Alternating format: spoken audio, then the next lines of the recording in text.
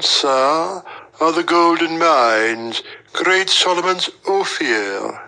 He was sailing to it 3 years, but we have reached it in 10 months. This is the day wherein, to all my friends, I will pronounce the happy word, be rich. This day you shall be spectatissimi.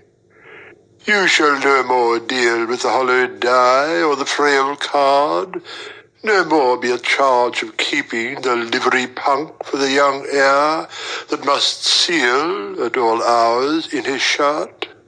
No more, if he deny, have him beaten to it, as he is that brings him the commodity. No more shall thirst of satin, or the covetous hunger of velvet entrails for a rude-spun cloak, to be displayed at Madame Augusta's, make the sons of sword and hazard fall before the golden calf, and on their knees whole nights commit idolatry with wine and trumpets, or go a-feasting after drum and ensign. No more of this. You shall start up young viceroys, and have your punks and punketees, my Shirley, and unto thee I speak it first. Be rich. Where is my subtle? There? Within, ho! Within. Sir, he'll come to you by and by. That is his fire drake, his lungs, his Zephyrus, he that puffs his curls, till he firk nature up in her own centre. You are not faithful, sir. This night I'll change all that is metal in my house to gold, and early in the morning will I send to all the plumbers and the pewterers, and buy their tin and lead up, and to Lothbury for all the copper. What? And turn that too? Yes, and I'll purchase Devonshire and Cornwall, and make them perfect Indies. You admire now? No, faith. But when you see the effects of the great medicine, of which 1 part projected on 100 of Mercury, or Venus, or the moon, shall turn it to as many of the sun, nay, to 1,000, so ad infinitum, you will believe me? Yes, when I see it I will. And if my eyes do cozen me so, and I giving them no occasion, sure I'll have a whore shall piss them out next day. Ha! Why? Do you think I fable with you? I assure you, he that has once the flower of the sun, the perfect ruby, which we call elixir, not only can do that, but by its virtue can confer honor, love, respect, long life, give safety, valor, yea, and victory to whom he will. In 28 days, I'll make an old man of 80 a child. No doubt he's that already. Nay, I mean restore his years, renew him like an eagle to the 5th age, make him get sons and daughters, young giants, as our philosophers have done, the ancient patriarchs afore the flood, but taking once a week, on a knife's point, the quantity of a grain of mustard of it, become stout Marses and beget young Cupids. The decayed vestals of Picthatch would thank you that keep the fire alive there. 'Tis the secret of nature, naturalized against all infections, cures all diseases, coming of all causes. A month's grief in a day, a year's in 12, and of what age soever in a month. Past all the doses of your drugging doctors, I'll undertake, withal, to fright the plague out of the kingdom in 3 months. And I'll be bound the players shall sing your praises then, without their poets. Sir, I'll do it. Meantime, I'll give away so much unto my man shall serve the whole city with preservative weekly, each house his dose, and at the rate.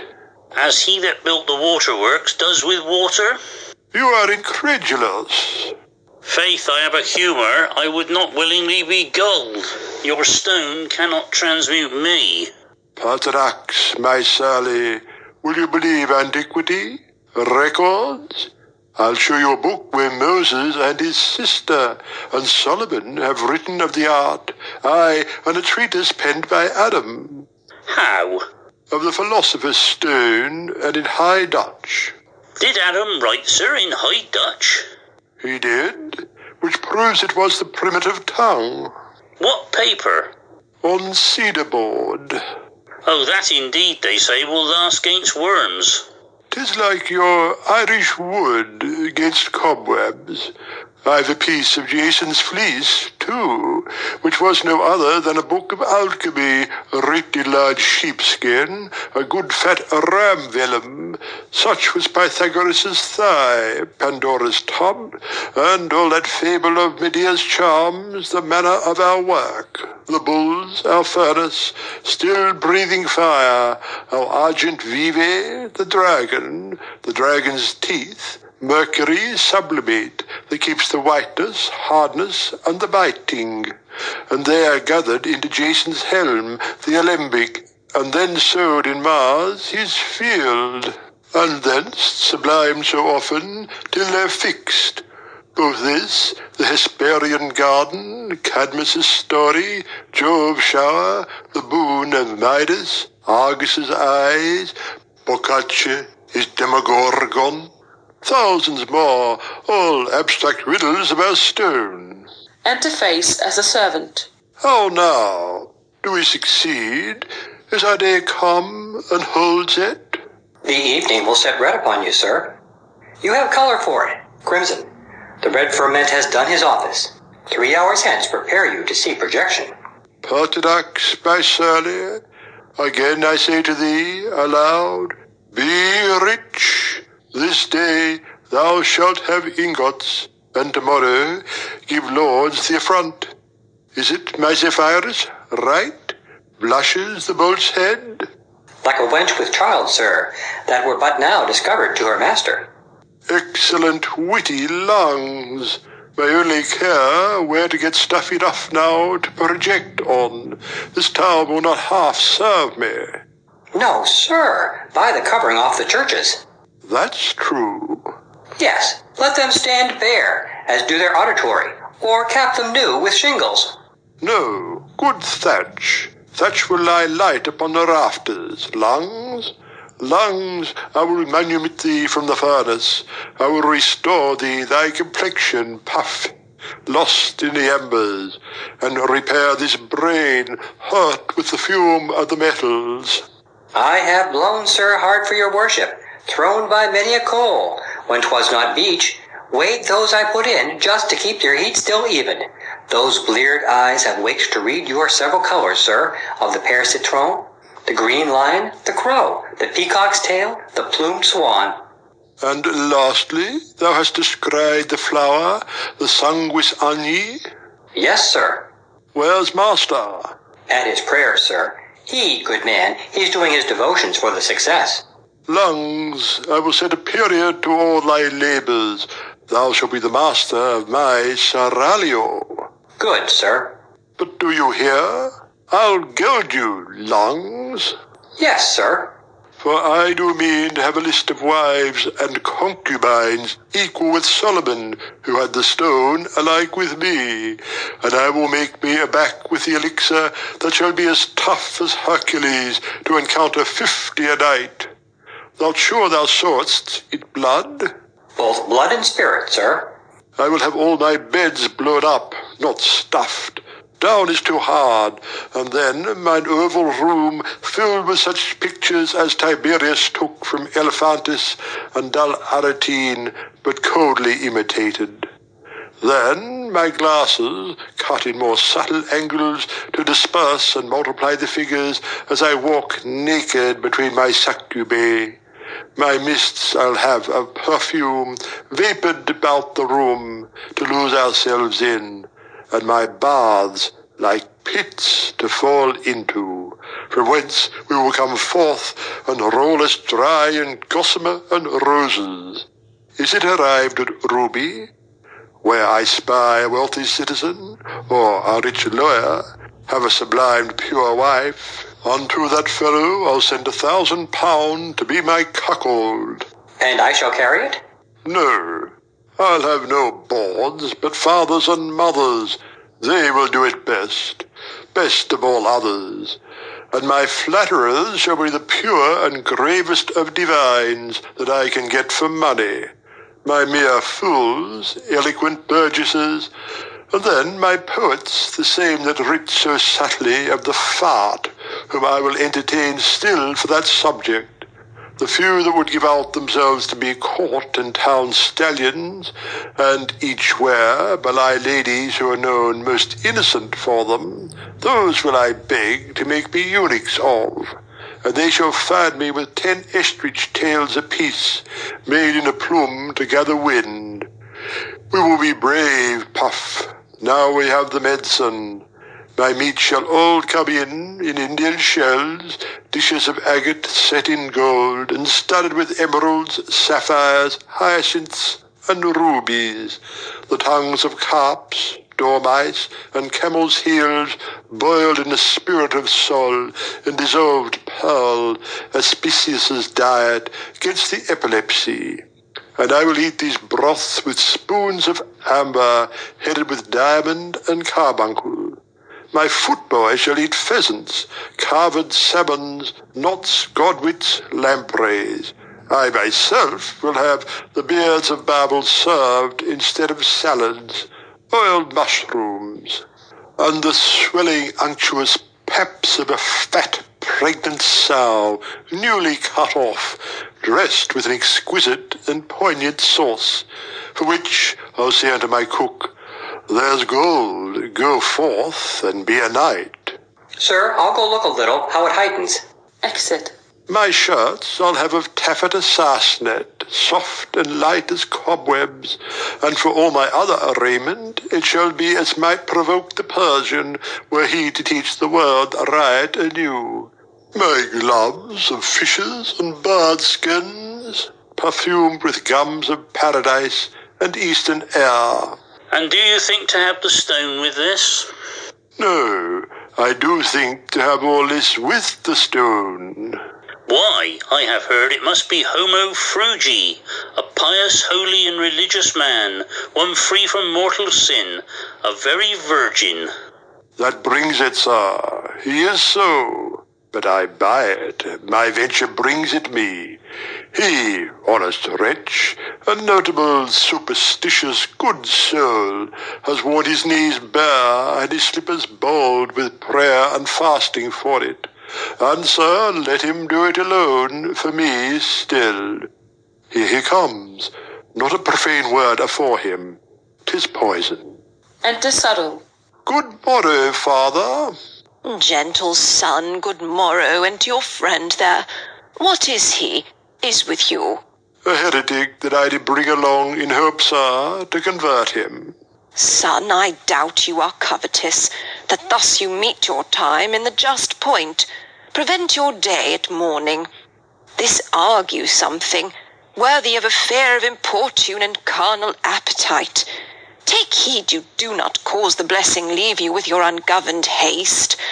I should be sorry to see my labours, even now at perfection, got by long watching and large patience, not prosper where my love and zeal hath placed them, which heaven I call to witness with yourself, to whom I have poured my thoughts, in all my ends have looked no way but unto public good, to pious uses, and dear charity have grown a prodigy with men.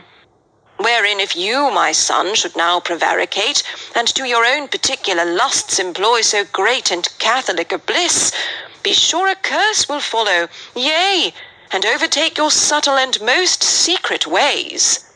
I know, sir, you shall not need to fear me. I but come to have you confute this gentleman. Who is, indeed, sir, somewhat costive of belief towards your stone, would not be gulled. Well, son, all that I can convince him in is this. The work is done. Bright Sol is in his robe. We have a medicine of the triple soul, the glorified spirit. Thanks be to heaven, and make us worthy of it. Eulenspiegel, Within. Anon, sir. look well to the register, and let your heat still lessen by degrees to the Aludels. Within. Yes, sir. Did you look on the bolt's head yet? Within. Which? On D, sir? Aye, what's the complexion? Within. Whitish. Infuse vinegar to draw his volatile substance and his tincture. Let the water in glass E be filtered and put into the gripe's egg. Lute him well and leave him closed in balneo. Within. I will, sir. What a brave language is here, next to canting. I have another work you never saw, son, that 3 days since passed the philosopher's wheel in the lent heat of Athenor, and's become the sulphur of nature. But 'tis for me. What need you? You have enough in you that is perfect. Oh, but... Why, this is covetous. No, I assure you, I shall employ it all in pious uses. Founding of colleges and grammar schools, marrying young virgins, building hospitals, and now and then a church. Re-enter face. How now? Sir, please you, shall I not change the filter? Marry, yes, and bring me the complexion of glass B. Exit face. Have you another? Yes, son. Were I assured your piety were firm, we would not want the means to glorify it. But I hope the best. I mean to tinct C in sand heat tomorrow and give him imbibition. Of white oil? No, sir, of red. F is come over the helm too, I thank my Maker, in S. Mary's bath, and shows lack Virginis. Blessed be heaven, I sent you of his feces there calcined. Out of that calx I have won the salt of mercury. By pouring on your rectified water? Yes, and reverberating in Athenor. Re-enter face. How now, what colour says it? The ground black, sir. That's your crow's head? Your coxcombs, is it not? No, 'tis not perfect. Would it were the crow. That work wants something. Aside. Oh, I looked for this, the haze a pitching. Are you sure you loosed them in their own menstru? Yes, sir, and then married them, and put them in a bolt's head ripped to digestion, according as you bade me, when I set the liquor of Mars to circulation in the same heat. The process then was right. Yes, by the token, sir. The retort brake, and what was saved was put into the pelican and signed with Hermes' seal. I think 'twas so. We should have a new amalgama. Aside. Oh, this ferret is rank as any polecat. But I care not. Let him even die. We have enough beside an embryon. He has his white shirt on. Yes, sir, he's ripe for insuration. He stands warm in his ash fire. I would not you should let any die now, if I might counsel, sir. For luck's sake to the rest, it is not good. He says right. Aside. Aye, are you bolted? Nay, I know it, sir. I have seen the ill fortune. What is some 3 ounces of fresh materials? Is't no more? No more, sir. Of gold, to algamine with some 6 of mercury. Away, here's money. What will serve? Ask him, sir. How much? Give him £9. You may give him 10. Yes, 20, and be cozened, do. There it is. Gives face the money. This needs not, but that you will have it so, to see conclusions of all. For 2 of our inferior works are at fixation, a 3rd is in ascension. Go your ways. Have you set the oil of Luna in Chemia? Yes, sir. And the philosopher's vinegar? Aye. Exit. We shall have a salad. When do you make projection? Son, be not hasty. I exalt our medicine by hanging him in balneo vaporoso and giving him solution. Then congeal him, and then dissolve him, and then again congeal him. For look how oft I iterate the work, so many times I add unto his virtue. As if at first 1 ounce convert 100, after his 2nd loose he'll turn 1,000, his 3rd solution 10, his 4th 100, after his 5th 1,000 ounces of any imperfect metal into pure silver or gold, in all examinations as good as any of the natural mine. Get you your stuff for here against afternoon, your brass, your pewter, and your andirons. Not those of iron? Yes, you may bring them too. We'll change all metals. I believe you in that. Then I may send my spits. Yes, and your racks. And dripping pans and pot hangers and hooks, shall he not? If he please. To be an ass. How, sir? This gentleman you must bear withal. I told you he had no faith. And little hope, sir, but much less charity, should I gull myself. Why, what have you observed, sir, in our art seems so impossible. But your whole work no more, that you should hatch gold in a furnace, sir, as they do eggs in Egypt. Sir, do you believe that eggs are hatched so? If I should. Why, I think that the greater miracle. No egg but differs from a chicken more than metals in themselves. That cannot be. The egg's ordained by nature to that end, and is a chicken in potentia. The same we say of lead and other metals, which would be gold, if they had time. And that our art doth further. Aye, for 'twere absurd to think that nature and the earth breed gold perfect in the instant. Something went before. There must be remote matter. Aye? What is that? Marry, we say.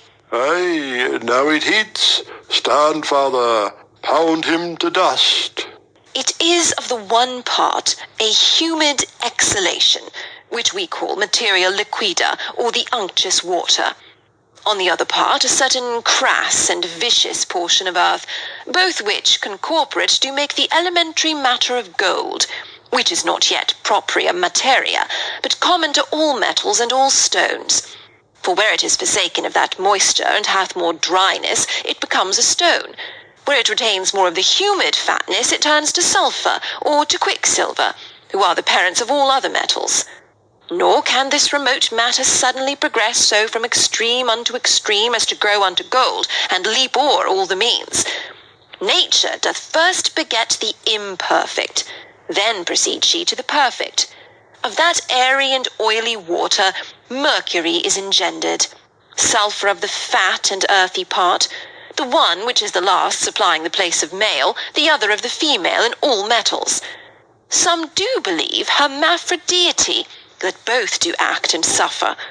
But these two make the rest ductile, malleable, extensive. And even in gold they are, for we do find seeds of them by our fire and gold in them, and can produce the species of each metal more perfect thence than nature doth in earth. Besides, who doth not see in daily practice art can beget bees, hornets, beetles, wasps, out of the carcasses and dung of creatures, yea, scorpions of an herb being rightly placed. And these are living creatures, far more perfect and excellent than metals. Well said, father. Nay, if he take you in hand, sir, with an argument, he'll bray you in a mortar. Pray you, sir, stay. Rather than I'll be brayed, sir, I'll believe that alchemy is a pretty kind of game, somewhat like tricks of the cards to cheat a man with charming. Sir? What else are all your terms whereon no one of your writers agrees with other?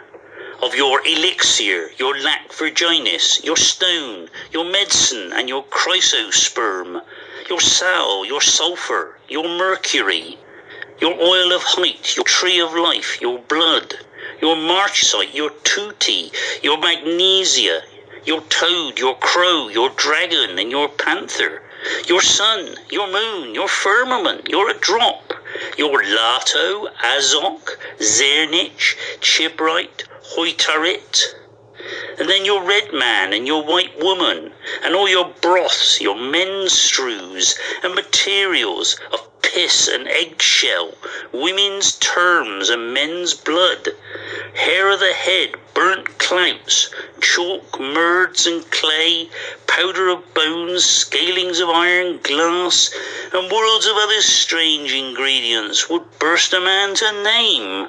And all these named intending but one thing, which art our writers used to obscure their art. Sir, so I told him, because the simple idiot should not learn it and make it vulgar. Was not all the knowledge of the Egyptians writ in mystic symbols? Speak not the scriptures oft in parables? are not the choicest fables of the poets that were the fountains and first springs of wisdom, wrapped in perplexed allegories. I urged that, and declared to him that Sisyphus was damned to roll the ceaseless stone only because he would have made ours common. Appears at the door. Oh, is this? Sprecious, what do you mean?